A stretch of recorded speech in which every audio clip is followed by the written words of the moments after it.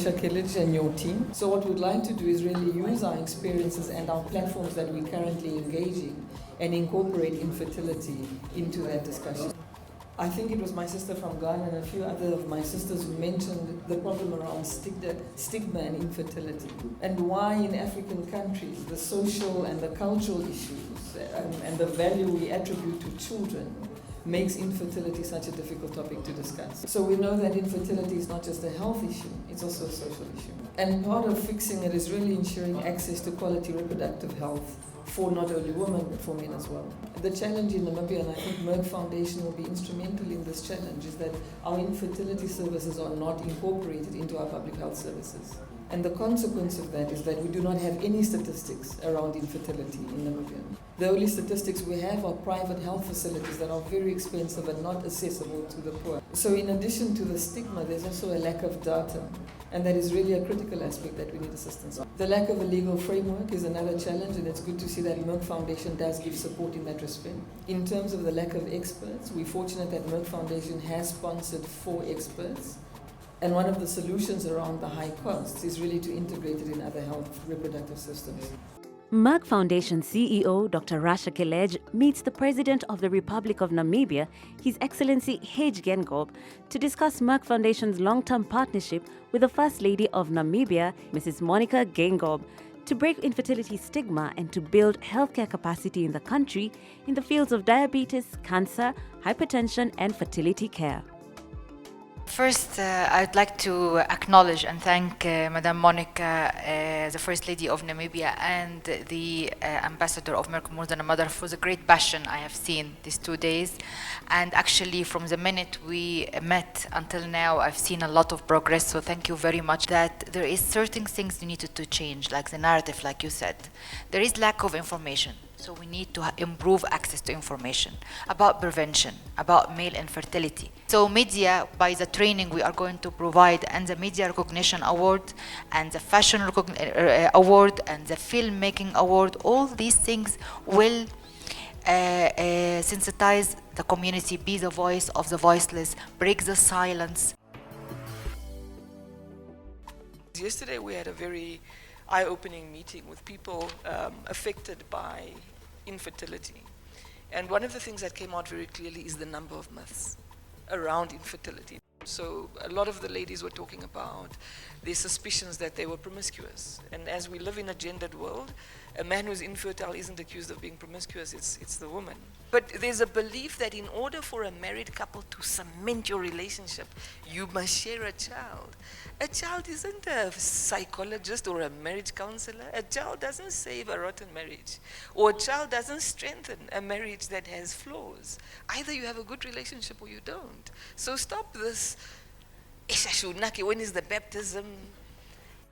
I understand it. But if I experience it like that, I can't imagine the pain it causes those who really do want to have children, who really are of reproductive health and age, and it pains them. Fertility is a shared responsibility, and we do want to engage men more in this conversation, because at the end of the day, a woman is not just about her reproductive capacity, but neither are men. It is a 50-50 issue.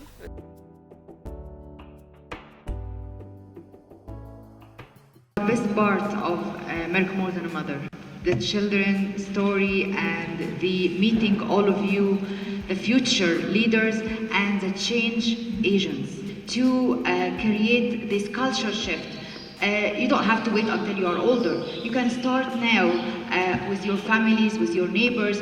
You will be one day a neighbor or a colleague, or maybe even, God forbid, you will be facing this problem. You know now what to do. You know now how to support yourself, support your family, support your colleague, support your neighbor. Value yourself. You need to own your space in life. And you need to know that you are more than mother.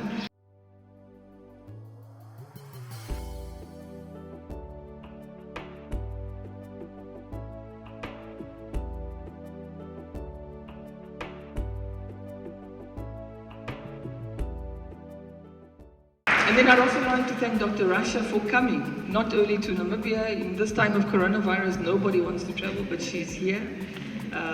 We thank you for your commitment to this topic. I know how passionate you are about young people as well, and for the hard work you do and for making this publication and this little booklet possible. That the family planning discussion has to be holistic. When we speak to teenagers, we can't just speak to you about teenage pregnancy and making sure you have children if and when you want them, and planned pregnancy. We must also teach you that one day when you are in a position or want to have a child, it's not an automatic, I want to have a child this year, therefore I'm going to have a child.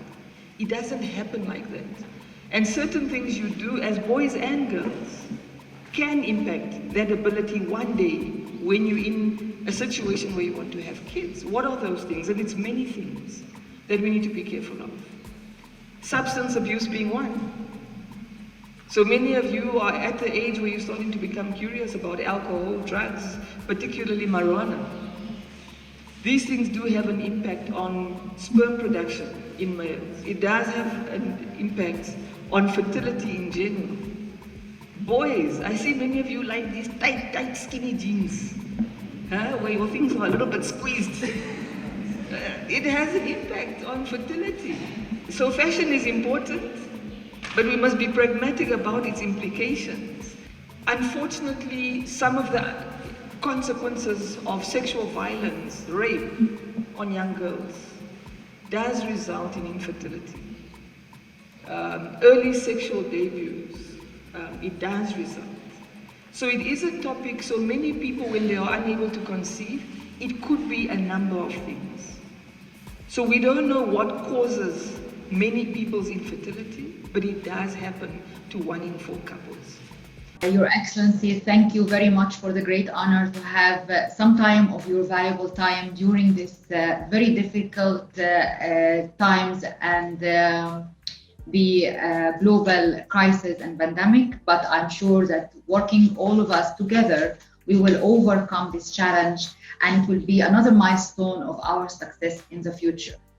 I'd like to take this opportunity to greatly appreciate the valuable partnership that we have with Merck Foundation and to be part of this fantastic platform of African First Ladies as the Merck More Than a Mother Ambassador. We have managed to have more than 21 local young Namibian doctors enrolled for the 1-year online diploma from the South Wales University in the fields of diabetes, cardiology, endocrinology, respiratory medicine and acute medicines. We've had 8 doctors from different regions in Namibia enrolled for the online 1-year diploma and the 2-year master's degree in sexual and reproductive medicines, which will add significant value to women's health and will reshape the landscape of fertility and reproductive health nationwide, and also improve access to quality and equitable healthcare to coronavirus patients and risk groups. I'd like to thank you from the bottom of my heart of all the follow-up and the partnership and the commitment and the close collaboration we have done, despite the fact we cannot see each other, which I'm very sad about, because we used to see each other at least twice a year, but we couldn't do that this year and last year. But we continue working and we have a great achievement and milestones in transforming the healthcare sectors and building capacity of healthcare providers and medical workers, which I think is a chance to give them a big salute and all the respect and love to them, because they are our heroes and they are the ones that defending us in the first line. They are our first line defender and our army. Infertility has been relatively invisible to policymakers and at great risk to those who suffer from it, particularly women. Many of our public healthcare systems do not treat infertility, which makes it difficult for low-income and rural women to access the correct information on the cause of their infertility and their possible treatment options. And I'd like to thank the Merck Foundation for providing this important platform to discuss infertility, stigma, and related issues, and to ensure that the work that everybody on this call is doing around the issue of reproductive health and infertility. I'd like to specifically thank Dr. Rasha Kelej for her leadership. I was not surprised when I saw her recognition as the 100 most influential Africans. Dr. Kilej, it's no doubt that your personal and professional commitment has really brought us all together.